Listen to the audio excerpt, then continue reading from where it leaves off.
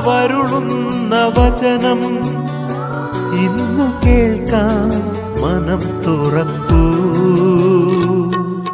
മനസ്സാകും വയലേലകളിൽ നിന്നും ഈശോ മിശിഹായ്ക്ക് സ്തുതിയായിരിക്കട്ടെ. കർത്താവ് അരുളുന്ന വചനത്തിലേക്ക് നിങ്ങൾക്ക് ഏവർക്കും സ്നേഹപൂർവ്വം സ്വാഗതം. ഇന്നത്തെ വചനവിചിന്തനം വിശുദ്ധ മത്തായിയുടെ സുവിശേഷം 17-ാം അധ്യായം 24 മുതൽ 27 വരെയുള്ള തിരുവചനങ്ങളാണ്.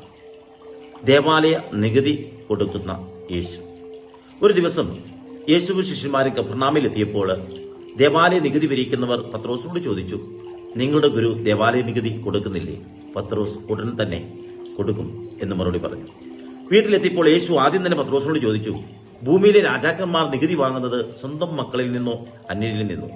പത്രോസ് പറഞ്ഞു, അന്യരിൽ നിന്നും. അപ്പോൾ യേശു പറഞ്ഞു, അപ്പോൾ മക്കൾ സ്വതന്ത്രരാണ്. എന്നാൽ മറ്റുള്ളവർക്ക് ഇടർച്ചയാകാതിരിക്കാനായി യേശു പത്രോസിനോട് കടലിൽ ചൂണ്ടയിടുവാൻ പറഞ്ഞു. ആദ്യം കിട്ടുന്ന മീനിന്റെ വായിൽ ഒരു നാണയം കാണുമെന്നും അതെടുത്ത് തന്റെയും പത്രോസിന്റെയും നികുതി കൊടുക്കണമെന്നും യേശു നിർദ്ദേശിച്ചു. പത്രോസ് അങ്ങനെ ചെയ്തപ്പോൾ യേശു പറഞ്ഞതുപോലെ തന്നെ സംഭവിച്ചു. വചന സന്ദേശം. ഈ സംഭവത്തിലൂടെ യേശു നമ്മെ പഠിപ്പിക്കുന്നത് അവകാശമുള്ളവരായിരുന്നാലും വിനയത്തോടെയും സമാധാനത്തോടെയും ജീവിക്കണമെന്നാണ്. ദൈവപുത്രനായ യേശുവിന് ദേവാലയ നികുതി നൽകേണ്ട ബാധ്യത ഇല്ലായിരുന്നു. എങ്കിലും മറ്റുള്ളവർക്ക് ഇടർച്ചയോ തെറ്റിദ്ധാരണയോ ഉണ്ടാകാതിരിക്കുവാൻ അവിടുന്ന് അത് നൽകി. ദൈവം ആവശ്യമായ സമയത്ത് അത്ഭുതകരമായ വഴികളിലൂടെ നമ്മുടെ ആവശ്യങ്ങൾ നിറവേറ്റുന്നവനാണ്. മീനിന്റെ വായിലെ നാണയം അതിന്റെ മനോഹരമായ അടയാളമാണ്.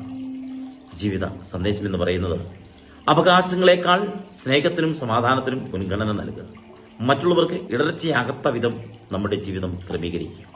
പ്രയാസങ്ങൾ വന്നാലും ദൈവത്തിന്റെ പരിപാലനയിൽ പൂർണ്ണ വിശ്വാസം വയ്ക്കുക. ദൈവം അസാധ്യമായ വഴികളിലൂടെ നമ്മുടെ ആവശ്യങ്ങൾ നിറവേറ്റാൻ കഴിവുള്ളവനാണ്. നമുക്ക് പ്രാർത്ഥിക്കാം. കാരുണ്യവാനായ ദൈവമേ, വിനയത്തോടും അനുസരണത്തോടും ജീവിക്കുവാൻ ഞങ്ങളെ പഠിപ്പിക്കണമേ. മറ്റുള്ളവർക്ക് ഇടർച്ചയാകാതെ സ്നേഹത്തിലും സമാധാനത്തിലും നടക്കുവാൻ ഞങ്ങൾക്ക് കൃപ നൽകണമേ. എല്ലാ ആവശ്യങ്ങളിലും അങ്ങയുടെ ദൈവിക പരിപാലനയിൽ പൂർണ്ണ വിശ്വാസം വയ്ക്കുവാൻ ഞങ്ങളെ ശക്തരാക്കണമേ.